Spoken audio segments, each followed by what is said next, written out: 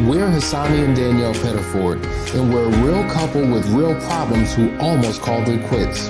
I was very frustrated. I became very disconnected, very jaded and cold. We have 4 children, going on 20 years of marriage, and we practice what we preach. Our mission, to change the way couples relate to one another and teach them the skills needed to improve the quality of their relationships. This is the Couples Academy Show. Well, good afternoon, everyone. See, I'm talking to the people halfway across the world. Now, let me say good morning to those who are here in the United States. Good morning. Welcome to the Couples Academy Show. My name is Hassani. And I'm Lakeisha. And we're here every single morning at 9 a.m. where people from around the world come to hang out so that we could talk about love, life, and relationships. So listen, we're glad to have you on. We're in a series. We've been talking about consistency in marriage. And so today we want to talk about how to be more consistent in marriage. I think one of the biggest issues people struggle with their spouse or within themselves is inconsistent behavior. And inconsistency can really lead to insecurity that one feels that they have in that particular relationship. But before we dive in, just a couple of quick announcements. As you know, Last Chance Weekend is this weekend. I want you to pray for the couples who are coming. People are going to be coming from all over the country with issues and situations and circumstances, looking for help. They're coming out of a place of desperation, looking for inspiration, looking for something new and something different. So the power of your positivity, your energy, and your prayers will really serve these couples in a tremendous way. Also, February the 19th, from 3 to 7 p.m. is the Overcoming Emotional Triggers Masterclass for $197.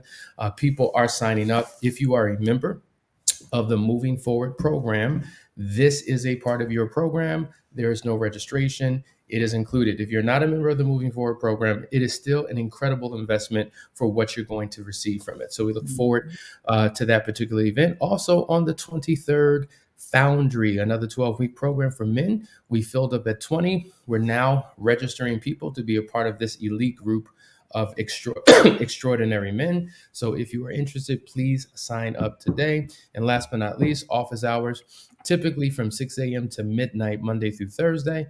And then intensives we do all 7 days of the week. So if you're interested in reaching out to Couples Academy for help, please do so. We would love to have you. All right, let's dive into today's conversation. We're talking about how to be consistent or more consistent in marriage. Now, Lakeisha, I want to give you the floor and talk to me about what you're experiencing with your couples. You've worked with couples for a number of years. Is inconsistency a common issue, and how does it impact that marriage, and how do you address it? Okay, first and foremost, it is definitely a common issue, and it's on both sides. I know we deal a lot with infidelity recovery here. And one of the things that I have found often is when there has been a betrayal, there has been a series of inconsistencies leading up to that infidelity. And it looks so many different ways. For the one who's been betrayed, it may look like, they weren't consistent in meeting the needs of their partner. That is not to say that that is the reason why the person cheated. And that is not justifying the action of cheating, but we recognize a long time ago that it is a situation where the infidelity is actually what is the spotlight or highlight of the fact that there were problems in the relationship before. And a lot of times it is inconsistency. And as I said, it's on both sides. So for the one who is the betrayer, the inconsistency when they're trying to recover could be that one day you're doing everything I need you to do. You're showing up appropriately. You're giving me access to things. And then it's almost like a switch flips. And then all of a sudden I need privacy. But wait, we had an agreement that you're going to show me things and I get to see things and we're going to talk about things because we're trying to reestablish and rebuild trust. But today you want privacy, looks shady, looks suspect, and it's a setback. So I've seen it look many, many different ways. I've seen it be on both sides, again, betrayed and betrayer. And it's something that definitely has to be addressed because you guys can't move forward in a healthy way if you're not being consistent, right? It has everything to do with trust. I can't trust that you're going to show up the same way regularly. I'm not sure who I'm going to get today. I remember early on in my marriage, like I totally was not a morning person. And so waking up early in the morning to get ready for work, my husband literally would be tiptoeing, like, one eye open, looking over at me like, okay, who are we going to get today? Is she going to be in a good mood today? Is she going to be attitudinal today? Like, which Lakeisha are we going to get? So I had to learn that I literally am causing him stress. He's having like some mini PTSD type stuff because he's had bad experiences with me in the morning. So now it's like, you know what? I'm just not going to deal with her at all. And that's not cool. Like, I don't want that. So I need to adjust. I need to change my behavior. I need to be consistent. Whether I'm feeling good, I'm energetic or not, I still need to greet him with a good morning and kiss after I brush my teeth. I think that's a powerful point, Lakeisha, because many couples, affair or no affair, deal with inconsistency in their spouse. And to your point, they don't know who they're going to get from one day to the next. And so they walk around on pins and needles, trying to determine what mood is he or she going to be in today. Right. And really, it's unfair and unhealthy to both partners and to the relationship. And so if someone is up and down, then hot and cold, you don't know what to think or how to feel. And it creates literally insecurity in that relationship. And, whether some are aware of it or not, it can be considered a form of emotional abuse in a relationship. And so the consistency is key. Another point here is that it sends mixed messages, right? Right. Because especially if somebody is really invested in that relationship and wants to move forward, it's just like when somebody says that they're committed to the relationship, they want to work it out, and then as soon as there is any type of disagreement or a mixed word, they're ready to pack their bags and leave. Right. And so, like, which way are you going? Because I don't know what to do. And what happens is the person who's trying to fight, they give up their fight. There's no more fight in them sometimes because they're just tired and exhausted and just want a sense of stability. And it's hard to get when a person is constantly back and forth and back and forth. Now, some people use it as a threat, but some people legitimately, from one moment to the next, they act in haste, right? And they're impulsive and they do things that don't serve them. But even with the threat, though, like, that's not the way you want to go about handling your spouse. I get that people do it out of desperation, right? We tried different things. I've tried talking to you, and maybe you suggested counseling and the person wasn't willing to go. So then you feel like you have nothing left but to leave. But even in the threat, like, that is not the answer. I was working with a couple before, and the one who was threatening to leave didn't realize that their spouse had abandonment issues because their mother had walked off and left them at a young age. So they had some abandonment issues that the spouse wasn't even aware of. And then every time they threatened to leave, what it did was drive a wedge further, deeper into them, separated their relationship, didn't create that sense of stability and safety and security that we all need. And that is what was causing their relationship issues. The person got with an affair partner that was like, I'm ride or die. I'm here for you no matter what. I don't care how fat you get or what happens. You could lose your job. You could have teeth missing. I'm not going anywhere. And that's what attracted them to that affair partner. So again, this is not to scare you into change, but it's literally just acknowledging the reality of the fact you cannot continue to threaten people with leaving. You do have to be consistent. And again, that word, right? Be consistent in your behavior and not use that as a threat, not use that as a way to try to get what you want out of your partner. Very good point, Lakeisha. Another consideration regarding these inconsistencies, if a person is consistently inconsistent, the behavior is likely to be conscious. Now, some people do struggle. This is what I realized when I really sit back and think about it. When I think about when I've been in a dark place in my relationship and there's this desire to want to do right, you become easily discouraged, right? because of an argument, because of a long conversation that becomes exhausting emotionally. And so you give up your will to want to fight because you're just like, what's the point? Like, What's no the matter point? what I do, it just doesn't work. It's never good enough. I'll probably never be able to win your affection and your love and Right. your community. Like, a lot of times, these outside interactions with our spouse cause internal dialogue within ourselves, and Right. we're telling ourselves these stories that it's not going to work anyway. So what's the point in being consistent? If I'm not going to be liked for if I'm not going to be liked for who I am, what's the point in not being liked for trying to do what you want and it still doesn't work? Also, what's the point? That question comes up too with the person who continues to threaten to leave. It's like, what's the point in me continuing to fight and stay and hash it out and pray about it and do all of these things if you're just going to up and leave at the drop of a hat when things get tough and it gets rough, and which it will. I don't care how healthy your relationship is, you're going to go through things. That just is what it is, right? But whenever it gets tough, you threaten to leave. Why am I continuing to fight? What's the point?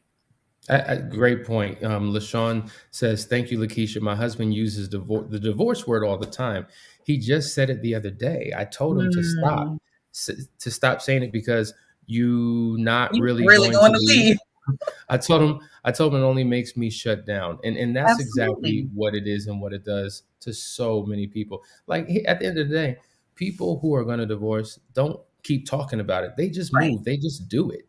Right. And there's nothing that you can get them to do to stop if they're committed to doing it. But people who are always threatening it and using it as a tool of control and manipulation, it just makes matters worse. Yes, absolutely. And, my husband and I, we're just at a place now where it's the D word shall not be named. Like, it will not be mentioned. We will not even discuss it. We won't talk about it. It's not an option. It's no longer an option for us. So, you want to get to a place in your relationship where you're in agreement that it's not an option. And if it is an option, then we need to talk about that too. Let's not keep threatening. Let's not keep throwing it out there. And you get this sick feeling in the pit of your stomach every time they say it. You don't know how to respond. You don't know how to move forward. Like, it literally can drive you crazy mentally and emotionally. So if it really is an option, let's talk about it. But if it's not, let's stop using it. And let's make an agreement that we're both not going to go there. I totally agree with you. Gonzalez says, I can admit that I would wake up on the wrong side of the bed, drove my wife crazy. She would always say, new mercies daily. She would not carry her days over. However, I would no more peace and love and consistency. Hey, Gonzalez, thank you. He didn't leave me out here by myself. We got to do better, Gonzalez. We got to do better. Faux show. Listen, guys, you're watching the Couples Academy show. We're talking about how to be more consistent in your marriage. We'll be right back. Check out this brief announcement. That's coming in just a second. If you're a man and you have a pulse, then you need to join this program. You're a husband. You're a father. You're a leader. You have the weight of the world on your shoulders. You have to be everything for everyone, but do you know who and how to be for you? You're still in search of your own significance. You're in internal battle with your own vices. You're questioning, do I even know what it means to be a man? I know I'm supposed to be there for others, but what about me? The fact is, you need a model. You need a code to live by, a system of principles to govern your life. You need an internal compass to guide your every decision. You need the 4 securities to build your own kingdom. What you need is the Foundry. In short, a foundry is a facility where castings are produced by melting metal, pouring liquid metal into a mold, and then allowing it to solidify. Well, this is where we're testing the metal of men. Foundry is a 12-week men's-only coaching program. It is a brotherhood that will take each man through a purification process of the heart, mind, and soul.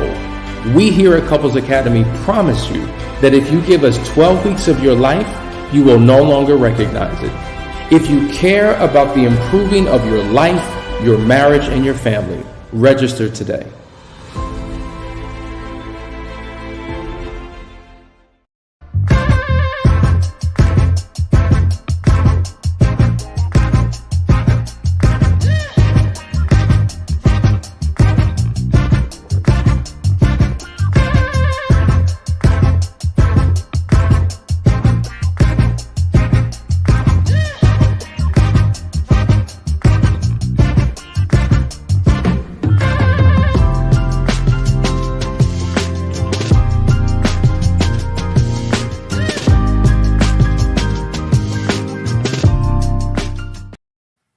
As I was watching that quick commercial and I saw the Enneagram ad pop up, it made me think about um, consistency and inconsistency through the lens of the Enneagram, right? Because Mm, one thing that Danielle has taught since she's certified in it is that oftentimes many of us do the same things, but for very different reasons. right, And so when I think about the right, inconsistency, and I can like literally think through the 8, the 7, the 5, like whatever the number is, the reason why we struggle is different. So even though we're given general ideas and concepts as to what the root cause can be, if you know right. your Enneagram number, I encourage you to do a deep dive and to have a self-reflective conversation with yourself and ask yourself the question, am I being inconsistent? And if so, how is it showing up in my life and in my relationships? And once you understand what your blind spots are and what the root causes are, that is the pathway to begin to overcome your particular struggle so it has a positive impact on your marriage. Mhm. Hey, All right. so Yeah, go Hassani, ahead. I think Kevin wants us to come to Guyana. Does he? He stressed that it is the only English speaking country in South America. So I think he wants us to come there. I think we should go there. Listen, Kevin, we are a plane ticket away. All you need to do is purchase it, and we are right there. I would love to come to Guyana I know I've to never been there. Yeah, I heard it's an incredible place. Yeah. Incredible place. But listen, let's talk about some of the tips that people can really take advantage of to begin to become more consistent in their relationship. We talked about a few yesterday. But listen, I want to go back to this because I want you to weigh in on this, Lakeisha. Yesterday, we ended by talking about you have to create a plan of action to say, I'm going to be consistent and I promise I'll do better and I'm going to try and I'm gonna figure it out and I'm gonna get Right. around to it. Really, that sounds very non-committal. But if you Right. truly are committed to it, it takes having a plan. And as we know, people who don't plan, what is that Right. expression called? People who fail to plan to fail. Plan to fail. Yep. Right. And so there's got to be something tangible, touchable, and concrete and real that you're looking at that you're saying, okay, this is what I'm going to do, and I'm going to hold myself accountable so that I can accomplish what I have set out to do. What are your thoughts about creating a plan for consistency?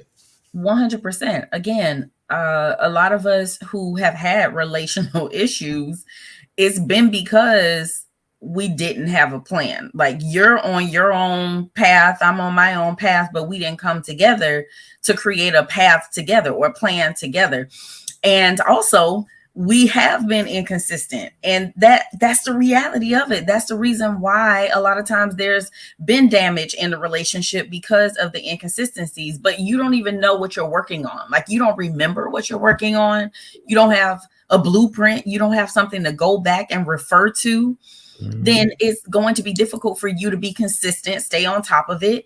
And we need something that's going to hold each other accountable. So creating that plan, even if the person, they are not following through on something that they said and it wasn't intentional, and maybe that they forgot or you just got off track or whatever, then you can always go back to that plan and say, look, remember, this is what we talked about. This is what we discussed. This is what we agreed upon. And so now let's get back on track. So I think it's extremely important to have a plan so that you know where you're going.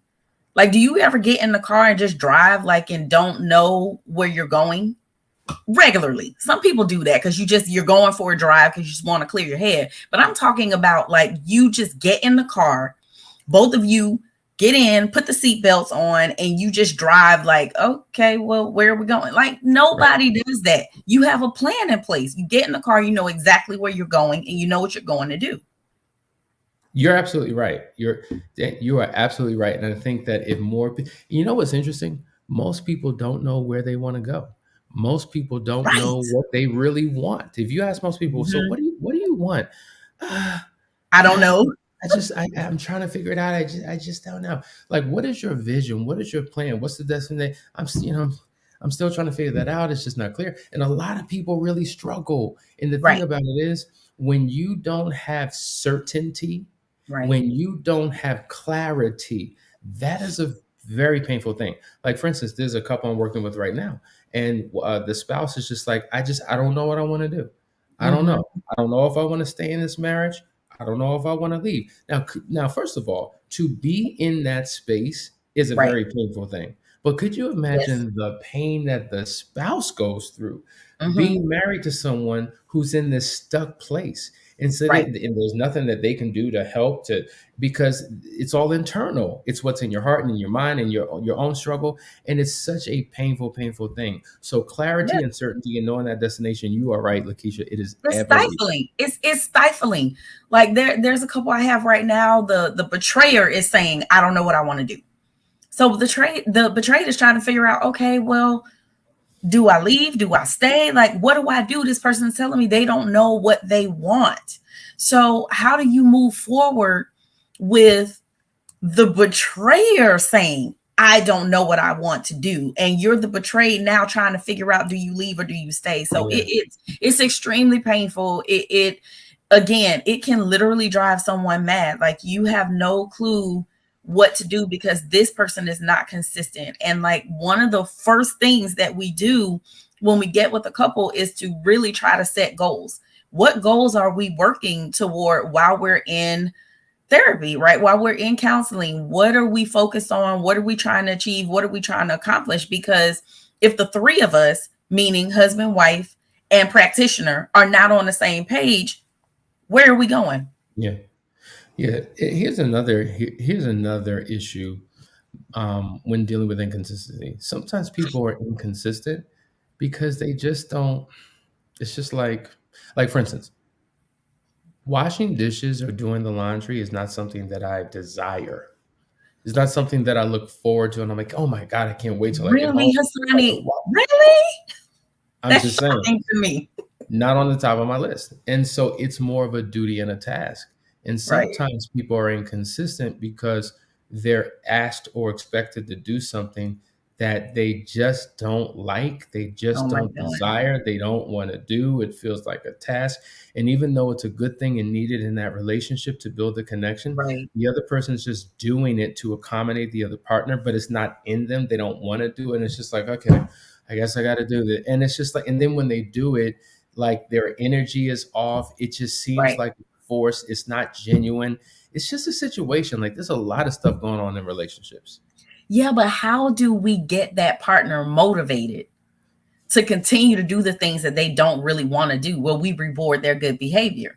And I know the one and only is rewarding your good behavior. So that's why you Mhm. still in there washing those dishes and doing the laundry, because your good behavior has been rewarded. Like we need to recognize and acknowledge when our spouse do things that need to be done that they don't necessarily enjoy doing, that's not natural for them to do.